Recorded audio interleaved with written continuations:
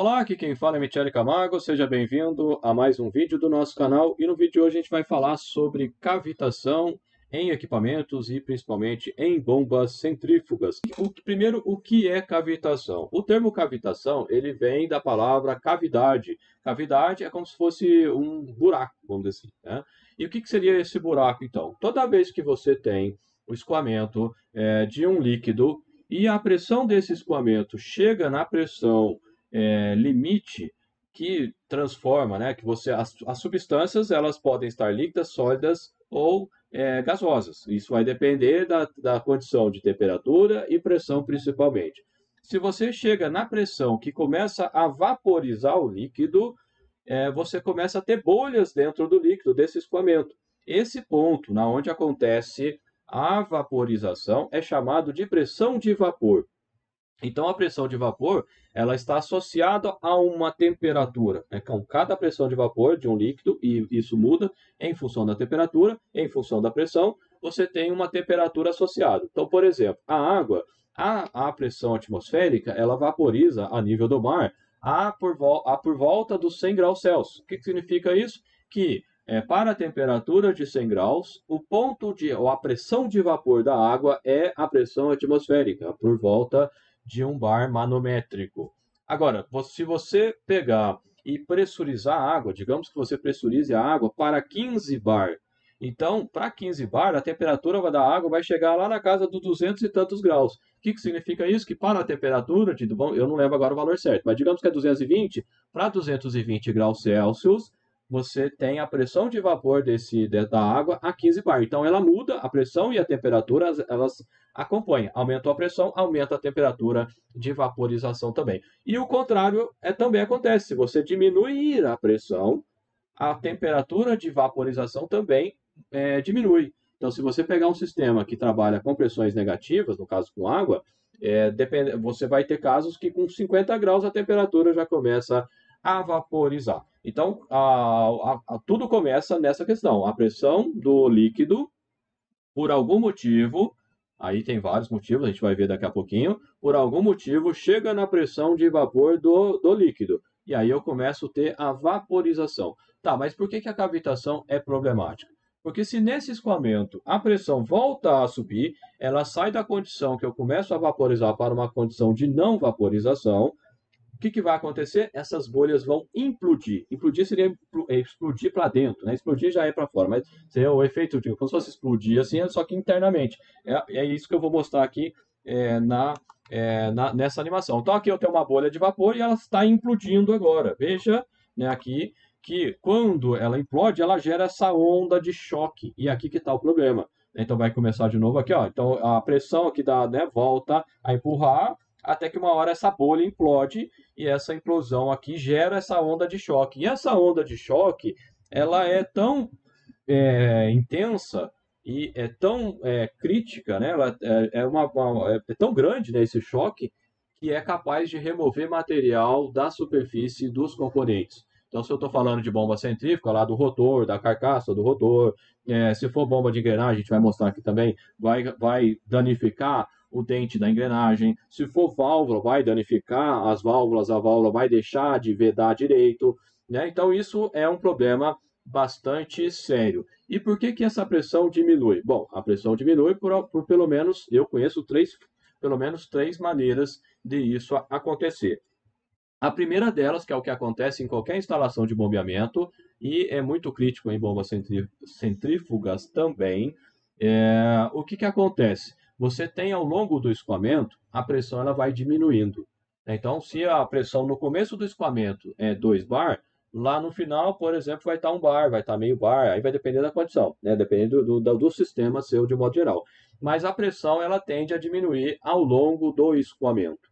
No caso da sucção da bomba, é o ponto mais crítico. Por quê? Porque ali você tem, muitas vezes, pressão atmosférica, que seria a pressão manométrica zero. Você começa quando você vai seguindo na linha de sucção, você vai ter pressões negativas ali, pressões de vácuo. Então, o que acontece? Pode chegar nessa condição que eu falei, de uma pressão de vácuo ali suficiente para que em 50 graus, por exemplo, a água já vaporize.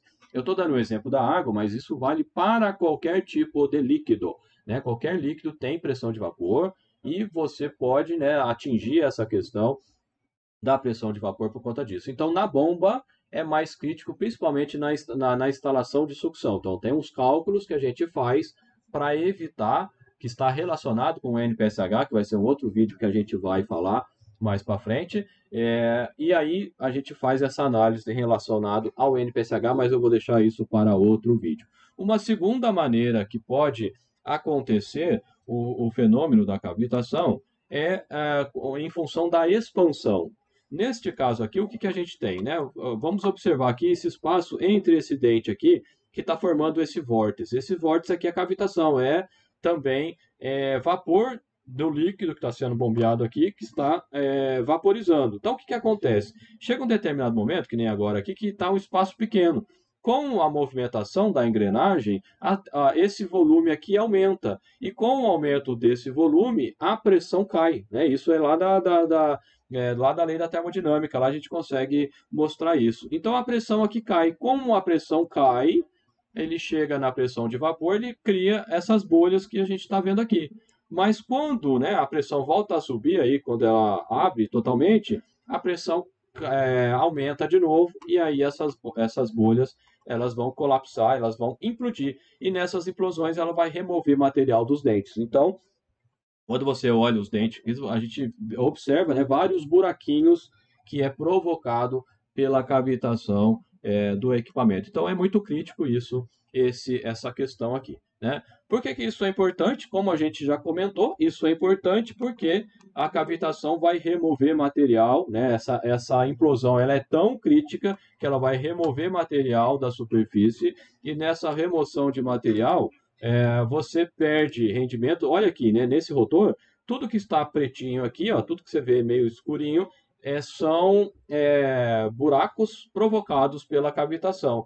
E aqui é ainda mais crítico, se você observar aqui, ó, você tem, parece um triângulo aqui, né? Eu falo que esse é o rotor língua de cobra, né? Então, isso que eu estou pintando de vermelhinho aqui, nesse caso aqui, é material que foi removido. Então, o que acontece? Para fazer o bombeamento, você precisa ter uma pá empurrando, né? Então, no caso da bomba centrífuga, ele vai empurrando assim, né? Você tem a curvatura, então ele empurra desse jeito assim. Então, o que acontece? Se, né, digamos que a minha mão, que o normal ela toda fechada, de repente está assim, esse espaço que deixou de existir aqui de material, você não tem mais empurrando a água. Consequentemente, o rendimento da bomba vai cair com o tempo. Então, esse é o primeiro problema que a gente identifica em função da cavitação, ou seja, a bomba ela perde a sua eficácia em termos de bombeamento. O segundo problema que a gente pode associar a isso é que, voltando aqui para a apresentação, o que vai acontecer? Você vai ter aqui, aqui nessa foto aqui dá para ver bem isso, né? Esses buracos aqui, preto aqui é buraco mesmo, e você vai ter rugosidades diferentes. A rugosidade muda, ela fica, a superfície fica mais áspera. Se a superfície fica mais áspera, significa que você vai ter mais atrito. Mais atrito significa mais perdas de energia por conta do atrito que você vai ter ali entre o escoamento, entre o fluido e as paredes e a superfície aqui dos componentes, seja ele estacionário ou móvel, como o caso do rotor. Então você perde também rendimento por conta da aspereza, né, da rugosidade acontece aqui no rotor por conta do efeito da cavitação.